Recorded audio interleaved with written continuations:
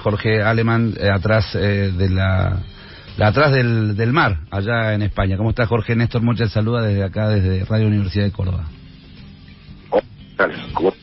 ¿Qué tal? Ahí estamos escuchando. A ver, ¿se escucha bien? ¿Te escuchás vos, Jorge? Yo te escucho perfectamente, sí. Bueno, como es de público conocimiento, el velatorio, el final de Diego Armando Maradona puso muchísimos temas en discusión, en que se expresó, y quería empezar la entrevista preguntándote cómo reflexionás este momento que, por lo que se vio en televisión en todos los lugares del mundo, pero fundamentalmente en esta tierra, lo que implicó Diego desde el punto de vista de la argentinidad, la pasión plebeya, este título de la nación, que es llamativo por ser la nación, pero que para mí fue muy fuerte, que tuvo un velorio como su vida, caótico, emocionante y plebeyo. ¿Cómo reflexionás este punto de inflexión que implicó para los argentinos y seguramente para una parte del mundo futbolero? Bueno, en primer lugar no lo reflexioné mucho porque todo el mundo lo siguió, que viví cosas muy intensas, dolor aquí en España, y tuve la oportunidad de varias veces jugar, más un día muy especial, que nunca más creo que va a volver a suceder eso, en la final de la Copa del Rey contra el Real Madrid. Encaró el arquero, se llamaba Miguel Ángel, bueno, atravesó la defensa, se quedó solo, vino otro defensor que lo dejó en el suelo, el arquero se tiró, y cuando se estaba levantando se la tocó y entró, y entonces el Bernabéu, es decir, el estadio del Real Madrid, sin darse cuenta, puso de pie y aplaudió. En el Real Madrid es imposible que se aplaude un gol en contra, no va a volver a ocurrir nunca más. Es un suceso que ocurrió a pesar de que ahora aplaudiendo, y cuando siguieron aplaudiendo al final de la Copa el gol en contra, se sentaron en silencio. Pero había sucedido algo mágico, algo extraordinario, ¿no? Bueno, esta es una nota para que no solo reflexión, sino que también evoqué, me atravesó. Y estoy de acuerdo con la palabra plebeyo en el sentido noble de ese término, que probablemente sea el último ídolo popular, desde abajo por sí mismo y no capturado por toda la mercadotecnia de masa, sociedad del espectáculo, que actualmente ya hay la emergencia de equivalentes. Jorge, te corto un segundito porque se nos está como entrecortando. Te vamos a volver a llamar porque no se nos está entrecortando la llamada. Te volvemos a llamar en un segundo, ¿puede ser? Sí, como los escucho. Dale. Yo a ustedes los escucho bien. No, ahí está perfecto. No, porque cada vez que hablaba se metía un cortecito, se entendía, pero como se cortaba. Estabas diciendo... Bueno, esperemos que... Estabas diciendo el tema de que no fue cooptado por la idea de la mercancía como elemento central, ¿no? Sí, creo que hoy en día ya sería inconcebible que pudiera emerger un ídolo popular en el sentido en que lo fue Maradona. Creo que es el último ídolo popular. Luego la Argentina es muy dada a construirlos, y además es un país que genera mitologías con mucha facilidad por distintas razones de la estructura de su país, ¿no? Pero Eva Perón, el Che, pero no creo ya que, por lo menos en el fútbol, no sé si en otros ámbitos pueda surgir un ídolo, porque ahora es la industria de masas y todo es ya planificado, calculado, y está bajo los imperativos del mercado y del rendimiento, ¿no? Claro. Sí, lo otro es ¿cómo diría? Hasta como un reflejo, ¿no? del lugar de representación, porque en general lo decíamos hoy, es uno de los pocos futbolistas de primerísimo nivel que nunca perdió su identidad con los otros futbolistas, siempre defendió los derechos de los futbolistas, ¿no? O sea, una cosa como una defensa de clase. Eso fue así, pero además es el único caso de una elección ideológica que no es nada frecuente en los futbolistas, porque los futbolistas se deben a los sponsors, a las comisiones que dirigen los clubes, a las identidades políticas de las zonas en las que juegan. Y la verdad que Maradona, a partir del encuentro con Fidel en el exilio ese que hace en Cuba, comienza a tener ya una orientación política definitiva, ¿no? Y eso, la verdad, no he visto jamás a un jugador de fútbol. Hay algún jugador de fútbol progresista, pero no he visto un jugador de ese orden alinearse de la manera en que se alineó el Diego. Sí, indiscutible. Bueno, acá tuvo, cuando hicimos el tren contra el Alca en Mar del Plata, él participó de ese tren contra el Alca con las principales figuras, Fidel, Chávez, ¿no? O sea, una cosa... Sí. Bueno, estuvo en el momento en que Chávez rompía relaciones con Colombia al lado de Chávez. Así es. Y bueno, y ha estado siempre en Telesur en los mundiales, y luego su compromiso con el kirchnerismo y con las madres y con las abuelas, en fin, en ese aspecto, qué duro hubiera sido, ¿no? Un ídolo así, tenerlo del otro lado. No, totalmente. No tener que perdonarle que, por ejemplo, apoye a un canalla. Sí, así que en ese sentido ha sido una gran gran dádiva, una gran donación la de él. Vos sabés que también hubo un debate posiblemente más concentrado en un espacio más feminista, y ahora vamos más al corazón de algunas de las cosas que te queríamos preguntar en la entrevista. Con esto del ola verde en la Argentina y en el mundo, hubo también voces críticas a su pasado, para mi gusto, descontextualizando también, digamos, un proceso que no implica no criticárselo, digamos, ¿no? Pero me parece a mí que también eso, o sea, cómo se balancea, cómo se pone en la balanza, ¿no? Una figura de estas características en temas que son tan complejos. Muchas veces esto con mi hija, que es una feminista militante, y bueno, de algún modo yo también lo soy, pero el movimiento feminista verdaderamente va a preservar su potencial emancipatorio si se articula también con los proyectos populares, y no se puede transformar en un tribunal moral todo el tiempo de cualquier figura, porque eso es el saldo de eso es a la norteamericana, una especie de se vuelve nada más que un mecanismo de imputación.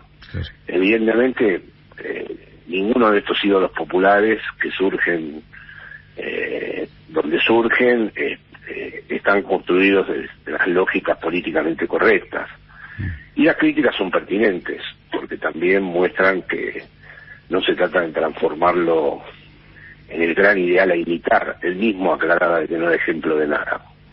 Las críticas son pertinentes, pero no creo que haya que hacerlas valer como para invalidar, ¿no?, la construcción popular que esta figura implica, ¿no?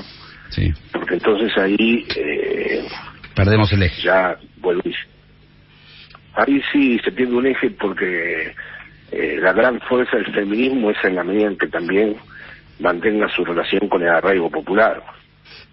¿El feminismo es populista o no será? Mira, justo usaste... ¿El populismo será feminista o no será? Justo usaste un término que me interesaba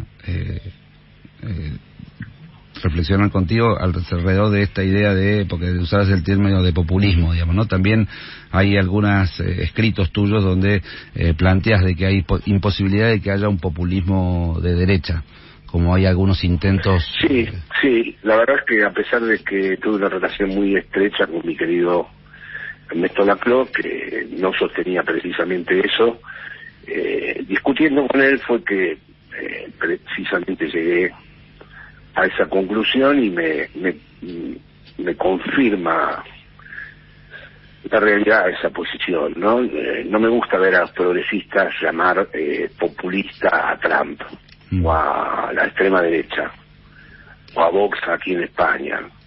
Es decir, el populismo es una aventura emancipatoria que tiene una frontera antagónica clara, que es la oligarquía y el capital financiero, y es una experiencia, vamos a decir, una contraexperiencia en el neoliberalismo. El populismo es como el planteo postmarxista que surge cuando ya el paradigma de la revolución, en el sentido de las que se hicieron en el siglo XX, sí, ya no pueden funcionar más porque no estamos en la época del capitalismo industrial, en donde había una clase a la que se le podía asignar de entrada el papel de la revolución y el destino histórico de la misma. Es decir, el populismo necesita construir entre fragmentos, articular sectores, reunir muchos sectores que no están vinculados ya a la producción, porque la producción del capitalismo actual bajo su forma neoliberal ha destruido la producción, y eso no tiene nada que ver con los grupos xenófobos, los grupos precisamente machistas, los grupos misóginos, los grupos anti-inmigración. Es decir, llamar populistas a esos grupos, esa es una especie de neofascismo nuevo, que es un neofascismo neoliberal, donde lo que se trata es de construir una identidad cerrada, una identidad que se clausure sobre sí misma. El populismo es una identidad abierta, en permanente transformación, y por lo tanto no me parece el populismo es de izquierda. Es una redundancia incluso decirlo. O sea, el feminismo, el populismo y la izquierda tienen un punto de contacto. Sin duda, sin duda. Es una tensión. Como todos estos puntos en contacto no se suman así fácilmente. Claro. No se integran en un todo, no se integran en una totalidad. Entran en tensión los tres. Pero desde luego que las tradiciones de izquierda son realizadas por el populismo. El feminismo debe también removerlas y articularlas, y a la vez el populismo tiene atrás al peronismo como uno de los grandes movimientos históricos transformadores, y otros también proyectos nacionales y populares de Latinoamérica. Sí. Interesante, muy interesante, porque es todo un debate que está surcando todo este proceso post-pandemia. Vos sabés que la otra vez, conversando, es una pregunta que a mí me da vuelta, charlábamos con García Linera, ahora cuando hicimos el traslado de Evo Morales a La Quiaca. Hay una situación que es concreta. La pandemia puso en crisis, o manifestó una parte de la crisis del capitalismo reinante, destruyó fuerzas productivas, mató gente en concreto. La economía está casi al nivel que terminó en la Segunda Guerra, en términos de caída del Producto Bruto. O sea, hay una situación crítica en todos los terrenos, y aún así no se da como cuando ocurrieron las dos grandes guerras mundiales, o sea, crisis del capitalismo de ese nivel. No se da, por lo menos en términos masivos todavía, un debate de modelos económicos alternativos de peso. O sea, la posguerra permitió la aparición del socialismo real, del socialismo más chino, del fascismo. Ahora, objetivamente, seguimos en una etapa todavía de indefinición hacia dónde debiera ir, o cómo pensás vos que debiera ir. Exactamente. Está bien, Néstor, que hayas corregido, porque dijiste crisis y después se manifestó. Es que el capitalismo vive de la crisis. La crisis no daña al capitalismo. El capitalismo se rehace permanentemente a través de las crisis, y puede además incluso atravesar los colapsos sociales. Es desde la comunidad y desde la sociedad que se pueden transformar las cosas, no desde el desastre económico. Bien. En esto soy gramsciano y de nuevo populista y de nuevo peronista. Primero hay que ganar la sociedad. No se puede creer que porque se derrumba todo, en el derrumbe está el campeonato mundial de las vacunas, ya hay negocios entre las corporaciones de todo tipo, y siguen. en el territorio de Max y de la pandemia y de la catástrofe, el capitalismo puede continuar. Bien. Otra cosa es que se constituya, siempre con elementos muy heterogéneos y que se articulen como tal, un sujeto histórico, un proyecto político, y que siempre va a jugar en el interior del neoliberalismo, por lo menos en principio, porque la novedad es que no podemos imaginar por ahora un proyecto alternativo. Bien. Ahora, más bien son las praxis, son las distintas prácticas las que pueden ir apuntando a un proyecto alternativo, pero no está a priori construido. No es que tenemos un proyecto y decimos, como en los 70, bueno, vamos hacia ahí. En los 70 todos teníamos la certeza, tanto los que militábamos en el peronismo como los que militaban en la izquierda, que íbamos hacia un lugar que ya estaba perfectamente definido y concebido, que era el socialismo. Sí.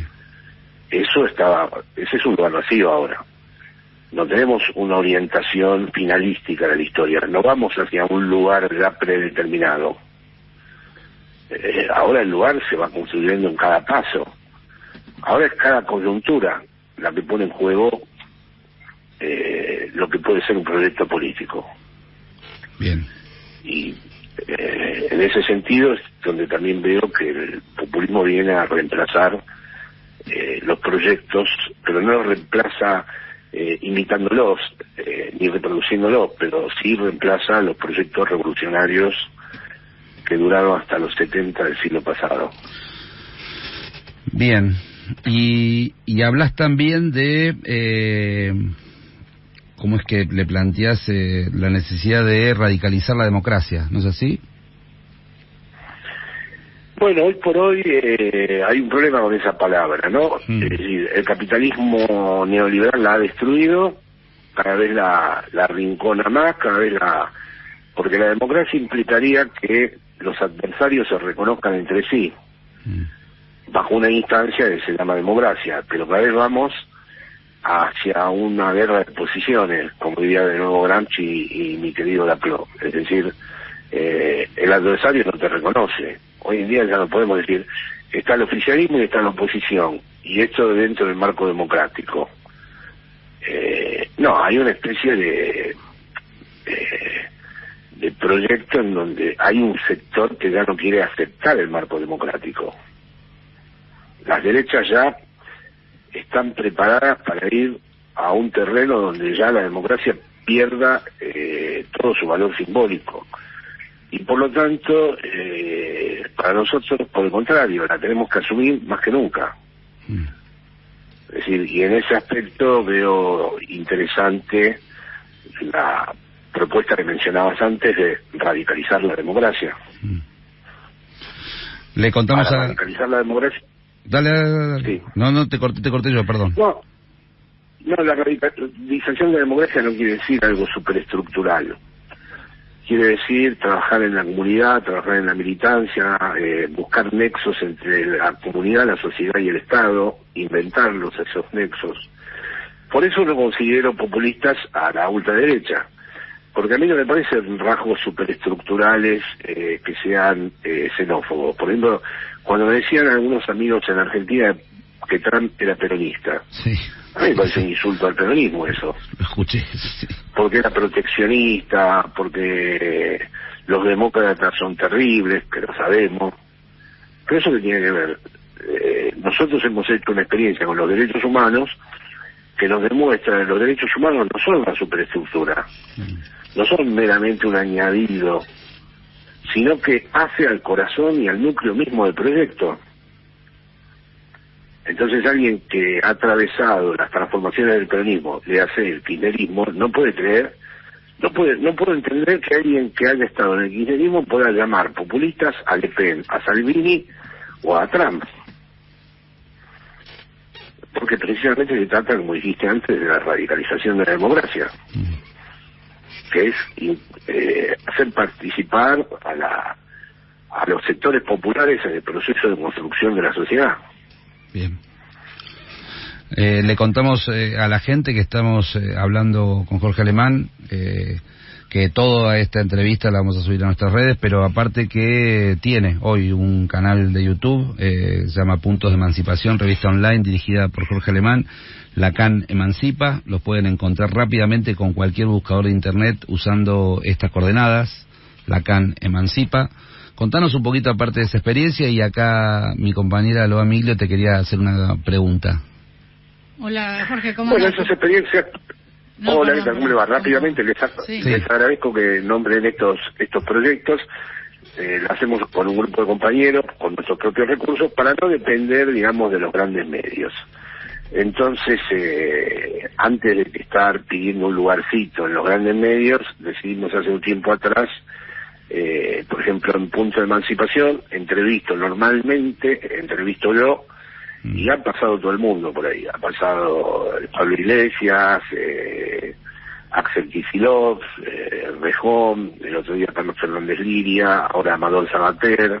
Yeah. En fin, ya tenemos una colección importante en Punto de Emancipación.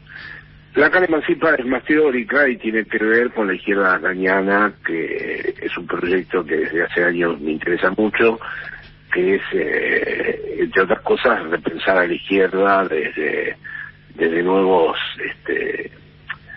soportes teóricos, y en donde la teoría del sujeto, de ahí el nombre Lacan Emancipa todo junto, la teoría del sujeto es importante.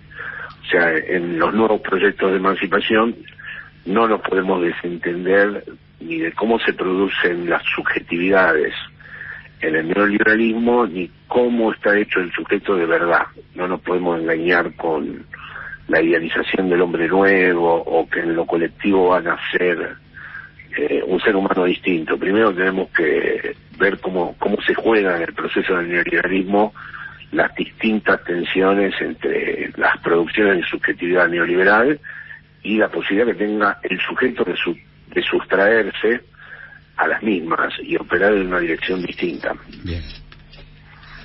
¿Cómo andás, Jorge? Loana Miglio te saluda. ¿Cómo te va? ¿Cómo es tu nombre, perdona? Loana. Loana. Exactamente, un poquito raro, pero Muy bien. Está bueno. No. Vivo en un barrio de inmigrantes y acá de nombres raros, Me imagino. ya es imposible superar mi barrio, sí. No, quería hacerte una pregunta para cerrar respecto a lo que vos recién nombrabas, el último ídolo.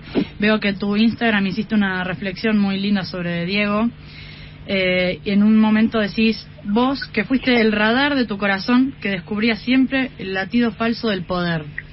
¿Crees que este último gol, este último funeral del Diego siguió descubriendo ese latido falso? Nos dejó una reflexión para pensar, Sí, ¿no? pienso que sí, pienso que el gobierno de la ciudad intervino de una manera como de costumbre, demostrando desconocer las raíces populares, desconociendo las raíces populares. Además de que hay que admitir que la cosa no daba para que ese funeral terminara tan rápido. Totalmente. Y que se tendría que ver entendido de otra manera la masividad que iba a tener. Claro. Bien. Jorge... Pero hay escenas evidentes de la policía de la ciudad, ¿no? Sí, total. Me tocó estar ahí, así que conozco bien cómo fue ese fenómeno, más allá de que efectivamente, como bien dices, no hay ninguna posibilidad de pensar un funeral de este tipo. 48 horas, 72 horas hubiese sido increíblemente, seguramente, sí, con claro, escenas de tensión, claro. Con escenas de tensión. Lo que es absolutamente irracional es esa actitud de liberar la policía sobre la gente. Es lo que hacen siempre, ¿no? Sí, yo vi una escena con un pibe con la bandera argentina y está el pibe parado y el tipo le dispara una bala de goma ahí al lado. Ese pibe no estaba haciendo nada, estaba solamente rodeando su cuerpo con la bandera argentina. Bueno. Jorge, la verdad que siempre un gusto. Quiero agradecerle también públicamente a mi amiga Estelita Canuto, que nos hizo el contacto. Claro, Estela. Siempre le agradecemos a Estela Canuto, sí, muy bien. Estela es una amiga mía de muchísimos años, muchísimos años, y bueno, la verdad que una alegría cuando le escribí. Al toque me dijo, bueno, pasó lo de Maradona, te queremos agradecer tu tiempo, te queremos agradecer, bueno, le decimos a la gente que te siga en ese canal de YouTube, todas las ideas hay que tratar de distribuirlas. No, y bueno, yo les agradezco a ustedes que me den siempre la posibilidad, es parte de mi militancia, poder estar siempre agitando estas ideas y transmitirlas a quienes las quieran oír o tengan ganas de escucharlas para los posibles debates, así que les agradezco mucho. Te mandamos un gran abrazo y seguramente te vamos a seguir molestando un sábado de esto, que tengamos un rato más para seguir conversando estas cosas. Claro. Bueno, un abrazo a todos ustedes. Muchísimas gracias.